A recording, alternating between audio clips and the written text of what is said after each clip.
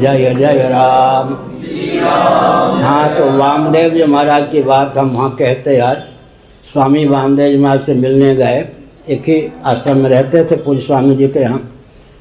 वो एक दिन जैसे कोई आवेश आ जाए ना, जब दांत थे तब चने नहीं, अब चने हैं तो दांत नहीं, 3-4 बार बोले। जब चने थे, जब दांत थे तब चने नहीं, अब चने हैं तो दांत नहीं। हमने कहा क्या हो गया आपको, इसका अर्थ क्या है?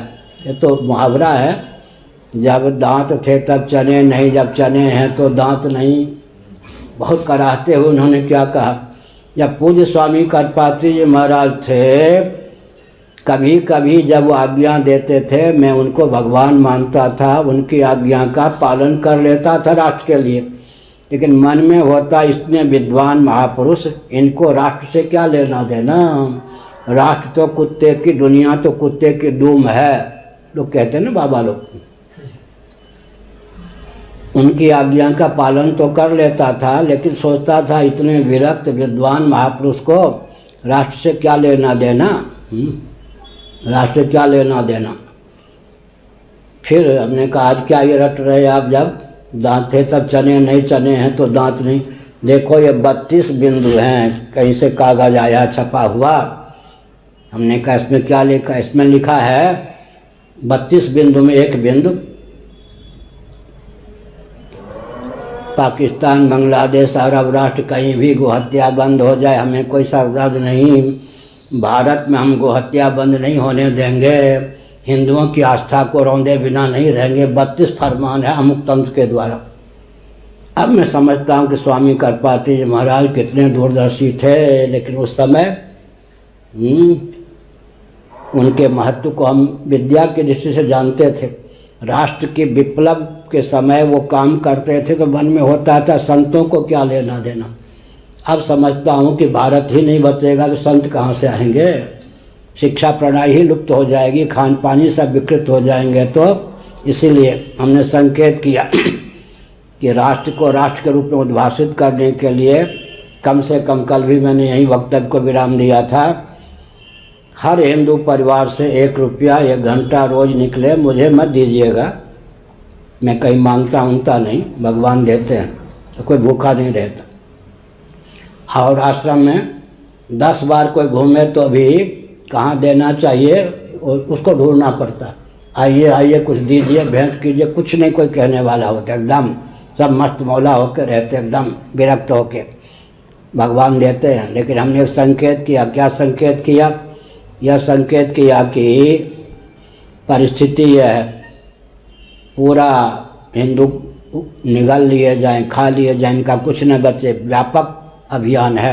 इस परिस्थिति में एक काम आप लोग कीजिए, मठ मंदिर को केंद्र बनाकर, कल भी मैंने कहा था, एक हिंदू परिवार से औसतन 1 रुपया रोज निकले, 1 घंटा रोज निकले, अपने क्षेत्र को हर प्रकार से सुरक्षित। अभी देखिए रूस का आक्रमण हो रहा है, अखबार पर ये देवियों ने गन पकड़ लिया, हम अपने देश की स्वाधीनता को नष्ट नहीं होने देंगे, मर जाएंगे, लेकिन पकड़ लिया। चित्र देखा है, स्त्रियों ने फिर गन पकड़ लिया। वो दिन भारत में भी आने वाला है, इसलिए सैन्य प्रशिक्षण हमने 30 साल पहले कहना शुरू किया था, हर हिंदू सेना हो, हर हिंदू सनातनी हो, सैन्य प्रशिक्षण होना चाहिए।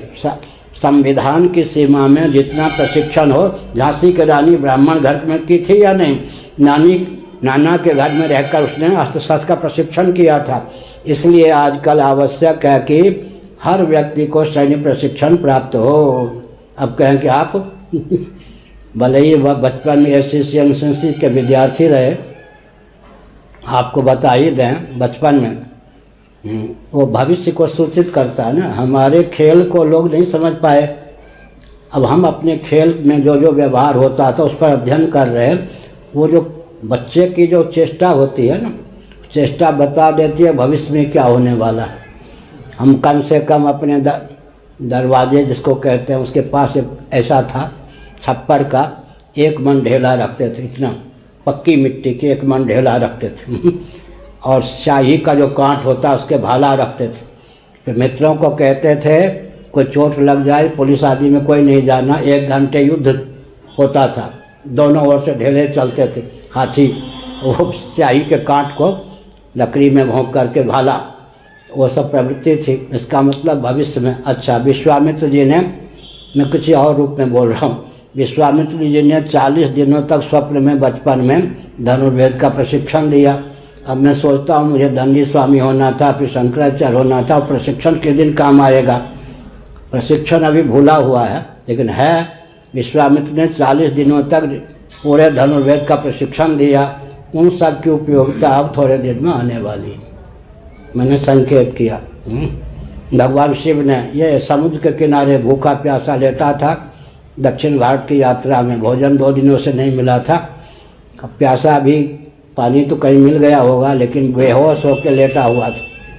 वहीं फिर तीसरा नेत्र भगवान शिव ने दिया, रात भर तीसरा नेत्र था। ब्रह्मोत्त उन्होंने कहा मैं ले लेता हूँ, समय आने पर दूंगा, उसका भी उपयोग होना। हमने संकेत किया कि सैन्य प्रशिक्षण होना चाहिए। अभी जो आने वाला भविष्य है वो बहुत विचित्र है, इसलिए जो अभी ठान लिया ना रूस के विरोध में, देवियों ने भी अस्त्र शस्त्र, ये नहीं कि उसका प्रयोग आपस में ही करें। पहले मिलिट्री वाले साथी को मार देते, फिर मर जाते हैं स्वयं। अभी आए अखबार में, ऐसा नहीं, लेकिन हमने संकेत किया कि सैन्य प्रशिक्षण अनिवार्य होना चाहिए। भारतीय संविधान की सीमा में जितना सैन्य प्रशिक्षण होना चाहिए, अपनी बेटी को भी दीजिए, अपने बेटे पोते आदि को भी दीजिए, व्यायाम करवाइए। गद्दे पर व्यायाम मत करवाइए। आजकल जो व्यायाम होता है, कुश्ती होती है, ग्रामीण मल्लशाला पाठशाला, किन्होंने लिखा, मालवीय जी ने। गद्दे पर जो व्यायाम करेगा, मिट्टी से प्रेम नहीं है। कभी मिट्टी से बच्चों को खेलने नहीं देते। मिट्टी से प्रेम है क्या? जब आप मिट्टी पर से बच्चों को खेलने नहीं दोगे, पीलिया ना हो जाए। मिट्टी भी अब खेलने योग्य नहीं है। जहाँ गांव में मिट्टी खेलने योग्य है, वहाँ भी मिट्टी से खेलने नहीं देते। वो क्या, मिट्टी से खेलने नहीं देते बच्चों को, बच्चे स्वस्थ नहीं रह सकते।